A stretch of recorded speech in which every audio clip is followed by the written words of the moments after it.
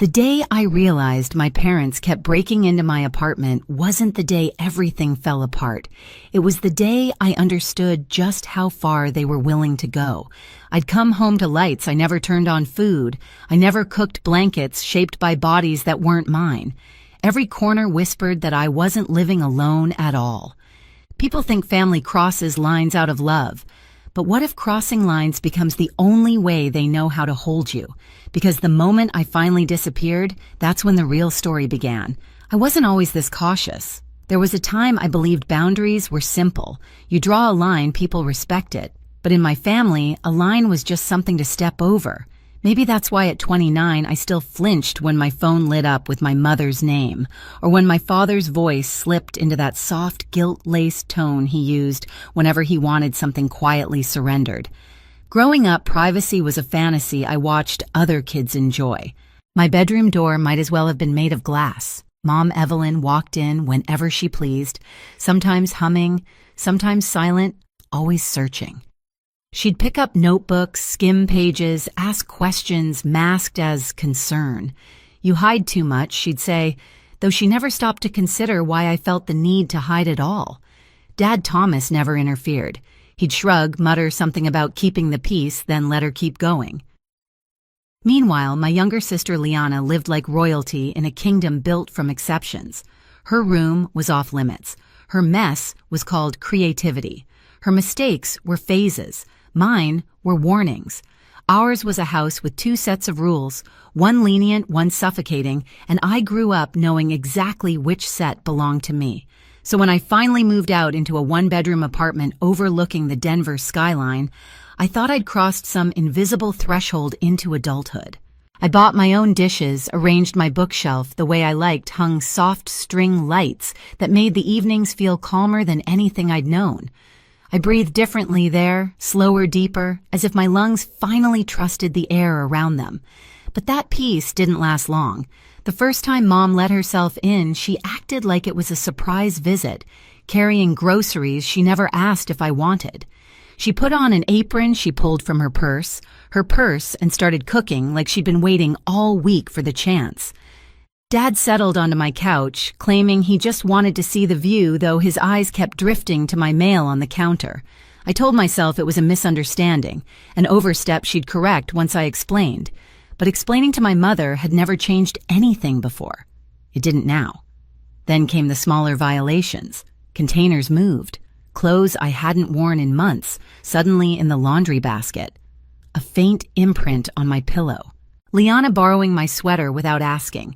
My laptop screen left open to tabs I didn't recognize. Each incident was small enough to excuse, but together they felt like a tide rising under my feet. I knew the pattern. I'd lived it before. And just like when I was a teenager, my mother called it love, my father called it protection, and I was supposed to call it normal. Except this time it wasn't their house. It was mine. And deep down, I already sensed something I wasn't brave enough to admit yet. If I didn't stop them soon, they'd take this place from me too. One unlocked door, one excuse, one intrusion at a time. The shift didn't happen all at once. It was slow, quiet, like a draft slipping through a window you thought was sealed. I'd come home from work and notice something barely off a cabinet left open. Spices rearranged, my folded towels suddenly stacked edge out instead of edge in. Harmless things, easy to dismiss. But that's how my mother worked. Not with storms, but with breezes that eventually became winds strong enough to push you back into place. One Thursday evening, I returned to find my refrigerator reorganized the way she used to do it at home, produce on-top proteins in the middle, temptation foods tucked behind everything else. The frozen meals I bought for busy weeks were gone. In their place sat jars of her soups, her dressings, her preferences, a curated life, hers, not mine. I stood there with the cold air spilling out, realizing I wasn't imagining any of this. I was being managed. Then there was Liana. She treated my apartment like a bonus level in a video game she already owned. I'd catch traces of her everywhere. Mascara smudges near my mirror, half-finished iced coffee cups in my sink clothes tossed over the back of my chair. When I confronted her, she'd laugh it off. "Relax, Riley. You act like I'm a stranger." She always said it like I was unreasonable, like the problem wasn't her crossing lines, but me wanting them respected. But the moment that snapped the last thread of denial came 2 weeks later. I walked in after a long day, hoping for silence, only to find my laptop open on the coffee table.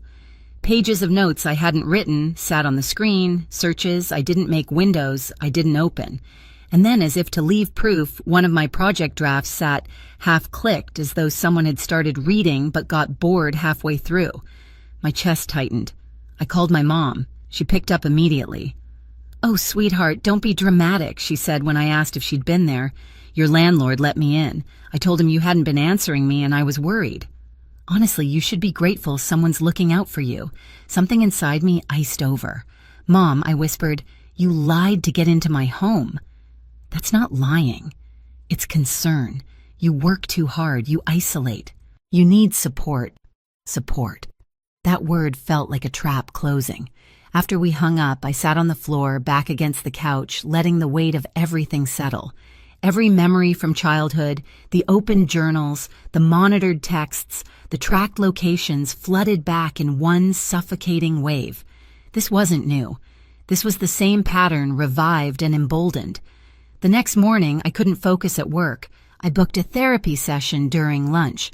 My therapist listened, then leaned forward and said gently, "Riley, this isn't concern. It's enmeshment. These aren't accidents. They're boundary violations." It was the first time someone named what I'd been too scared to articulate. "Your home isn't safe," she added softly. "Not emotionally, not psychologically. You need distance they can't override."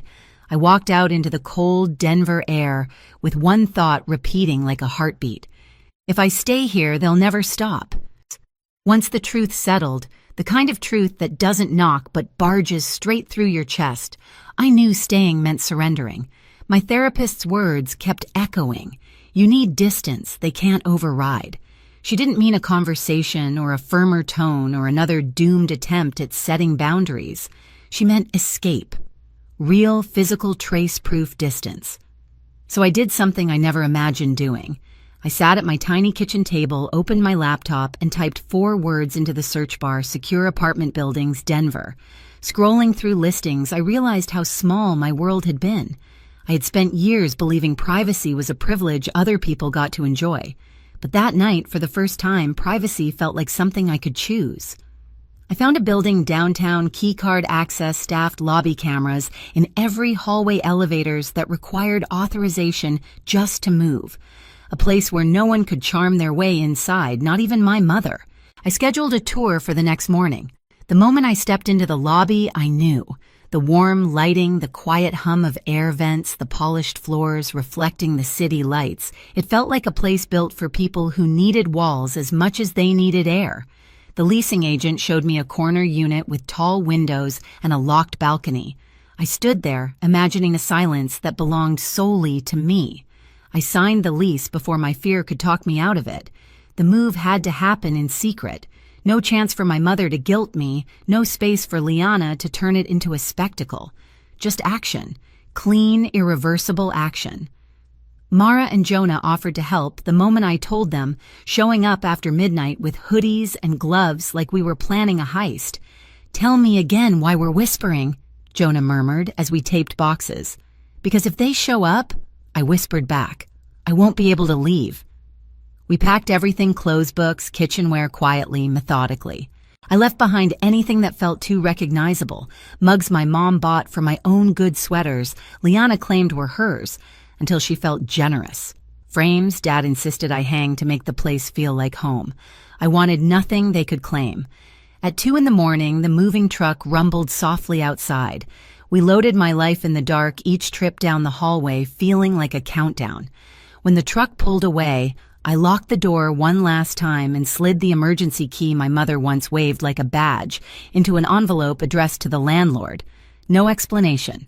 No forwarding address.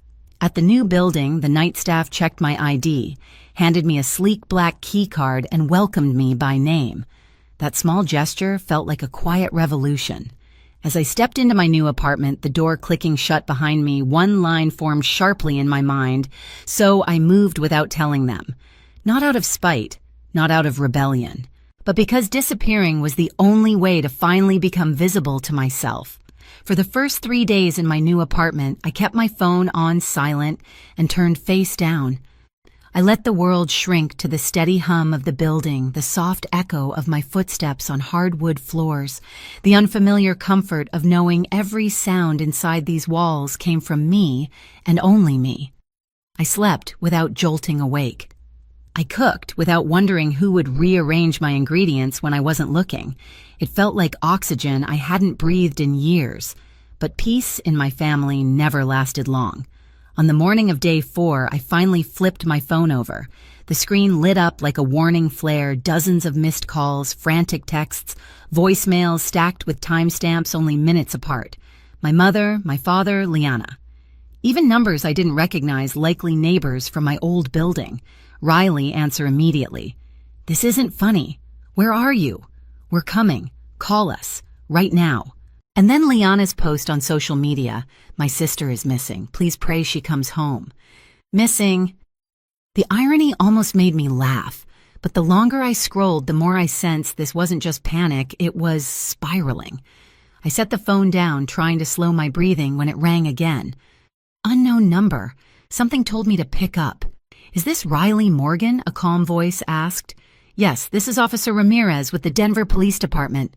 Are you safe at the moment?" My stomach dropped, but my voice stayed steady. "I am.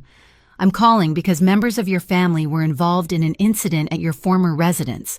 We need you to come down to the station to verify a few details." I closed my eyes, exhaling slowly. "What happened? They attempted to enter your old apartment," she said carefully. "The tenants inside believed it was a break-in." "Of course they did. My family didn't knock. They never had." "I'll come right away," I said. When I entered the station, the fluorescent lights hummed over rows of chairs, the scent of stale coffee drifting from somewhere behind the front desk.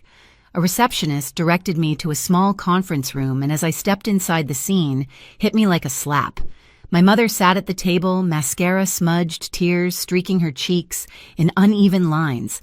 My father hovered beside her, jaw-clenched eyes darting toward the doorway as I appeared, and Liana paced in the corner, arms folded, her face blotchy from crying or from being caught. It was hard to tell. The moment my mother saw me, she gasped, standing so abruptly her chair screeched against the floor. "Riley! Oh my God, where have you been? We thought you were dead." Her voice trembled, but beneath the panic I recognized something else. Accusation, as if my disappearance had been a personal attack against her. I didn't move closer. "I'm fine," I said quietly. "You shouldn't have been at my apartment." "That's not your apartment anymore," my father muttered, as if that somehow justified it. Officer Ramirez entered, then calm and steady. "Let's all sit," she said. My mother sniffled dramatically and collapsed back into her chair, clutching tissues like props. I remained standing until the officer motioned me into the seat across from them. "Ms. Morgan," she began, "we need to clarify your whereabouts and well-being because your family reported you missing." "I wasn't missing," I said. "I moved." "You moved." My mother repeated, her voice breaking. "Without telling us, without telling me." Her hurt tone would have gutted me once. Now it sounded like a familiar trap being sprung. "Yes," I answered simply. Liana rolled her eyes. "You're being ridiculous, Riley. If you had just told us, none of this would have happened." Officer Ramirez cleared her throat. "Let's revisit what did happen. According to the tenants and witnesses, your family attempted to force entry into a unit that wasn't theirs."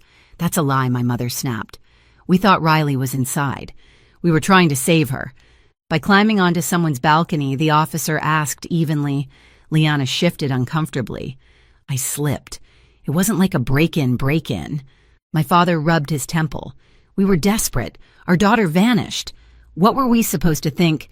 "You're supposed to respect her privacy," the officer said. "She's an adult. Her absence is not a crime." Their silence landed like weight on the table. I inhaled. "I moved because you wouldn't stop entering my home." My mother's head whipped toward me. "We only went inside to help you. You lied to my landlord," I reminded her. "You told him I was unstable, so he'd let you in." She flinched at the word lied, but recovered quickly. "I was worried.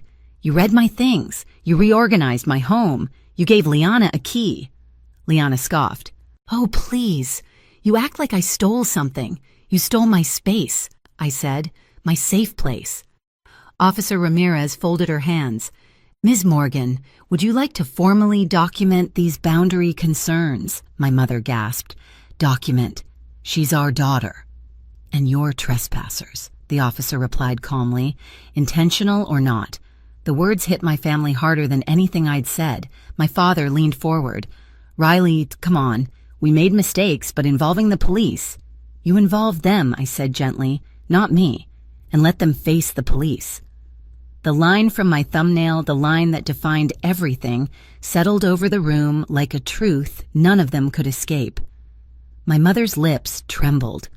"I can't believe you do this to us." I met her eyes. "I didn't do anything to you. I just stopped letting you do things to me." Silence. Heavy. Necessary. Officer Ramirez slid a form across the table. "Given the circumstances, I recommend a written boundary agreement. It's not a restraining order, but it documents expectations moving forward." My mother stared at it like it was a death sentence. I kept my voice steady. "Here are my terms. 3 simple lines. You will not come to my new home. We only meet in public places. You do not access my personal belongings accounts or mail ever." My father frowned. "That's extreme." "No," I said softly. "It's adulthood." For a moment, no one moved. Then slowly, with the reluctance of people, realizing the world no longer bends for them, my parents signed. Liana signed last, eyebrows, tight jaw set, understanding finally dawning in her expression. When the papers slid back to me, the signatures shimmering slightly in the overhead light, something inside my chest untangled, something that had been twisted for years. My mother whispered, "I miss when you needed us." I gathered the papers calmly. "You can still be in my life. You just can't be in my home." Officer Ramirez nodded approvingly. And as I walked out of the station, the cold Denver air wrapped around me like a clean slate. I felt something I hadn't felt in a long, long time. Freedom, earned, chosen, undeniable. The days after the police station felt unusually quiet, like the world had finally stopped pressing against my skin. In my new apartment, the mornings were slow and gentle. I'd open the blinds and let the Denver sunlight spill across the hardwood floors, a reminder that this space, this peace belonged entirely to me. No unexpected footsteps, no rearranged spices, no lingering fear that someone had crossed a line while I was gone. My family kept their distance just as they agreed. We met only in neutral places, a quiet cafe near Union Station, where the tables were small and the boundaries were unmistakable. My mother arrived carefully now, as if stepping into a room where the rules had changed, and she wasn't sure which ones applied to her anymore. My father listened more than he spoke, and Liana surprisingly softened. The embarrassment of facing the police matured her in ways lectures never had. None of us pretended things were perfect, but for the first time they treated my space, emotional and physical, as something real, something valid. And as the weeks passed, I felt myself expanding into the life I'd pushed aside for years. I breathed deeper. I slept fully. I existed without bracing for impact. Sometimes, healing isn't loud. Sometimes it's the simple sound of a locked door staying locked. Looking back, leaving wasn't the punishment they always assumed it was. It was the first time I chose myself without apology. My family still exists in my life, just at a distance that finally lets me breathe. And if you've ever had to fight for your own space, for the right to feel safe in the place you call home, you're not alone. Share your story in the comments and subscribe if you want more stories like this.